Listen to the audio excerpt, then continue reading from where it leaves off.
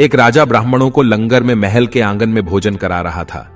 राजा का रसोइया खुले आंगन में भोजन पका रहा था।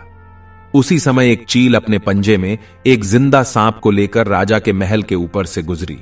तब पंजों में दबे सांप ने अपनी आत्मरक्षा में चील से बचने के लिए अपने फन से जहर निकाला। तब रसोइया जो लंगर ब्राह्मणों के लिए पका रहा था, उस लंगर में सांप के मुख से निकली जहर की कुछ बूंदें खाने में गिर गईं। किसी को कुछ पता नहीं चला। फलस्वरूप वह ब्राह्मण जो भोजन करने आए थे, उन सबकी जहरीला खाना खाते ही मौत हो गई। अब जब राजा को सारे ब्राह्मणों की मृत्यु का पता चला तो ब्रह्म हत्या होने से उसे बहुत दुख हुआ। ऐसे में अब ऊपर बैठे यमराज के लिए भी यह फैसला लेना मुश्किल हो गया कि इस पाप कर्म का फल किसके खाते में जाएगा।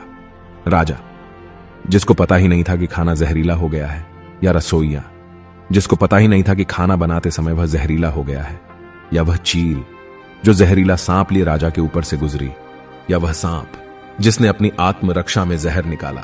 बहुत दिनों तक यह मामला यमराज की फाइल में अटका रहा। फिर कुछ समय बाद कुछ ब्राह्मण राजा से मिलने उस राज्य में आए और उन्होंने किसी महिला से महल का रास्ता पूछा।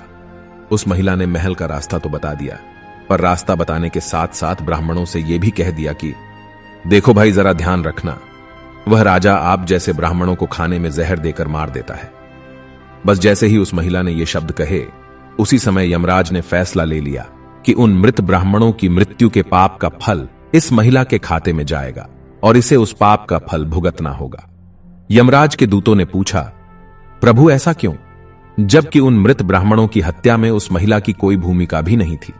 तब यमराज ने कहा कि भाई देखो, जब कोई व्यक्ति पाप करता है तब उसे बड़ा आनंद मिलता है, पर उन मृत ब्राह्मणों की हत्या से ना तो राजा को आनंद मिला, ना ही उस रसोइया को आनंद मिला, ना ही उस सांप को आनंद मिला, और ना ही उस चील को आनंद मिला, पर उस पाप कर्म की घटना का बुराई करने के भाव से बखान कर उस महिला को जरूर आनंद मिला।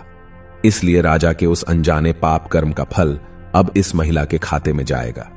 बस इसी घटना के तहत आज तक जब भी कोई व्यक्ति जब किसी दूसरे के पाप कर्म का बखान बुरे भाव से बुराई करता है, तब उस व्यक्ति के पापों का हिस्सा उस बुराई करने वाले के खाते में भी डाल दिया जाता है। अक्सर हम जीवन में सोचते हैं कि हमने जीवन में ऐसा कोई पाप नहीं किया, फिर भी हमारे जीवन में इतना कष्ट क्यों आया। यह कष्ट और कहीं से नहीं, बल्कि लोगों की बुराई करने के कारण उनके पाप कर्मों से आया होता है, जो बुराई करते ही हमारे खाते में ट्रांसफर हो जाता है। इसलिए आज से ही संकल्प कर ले कि किसी के भी और किसी भी पाप कर्म का बखान बुरे भाव से कभी नहीं करना, यानी किसी की भी बुराई या चुगली कभी नहीं करनी है।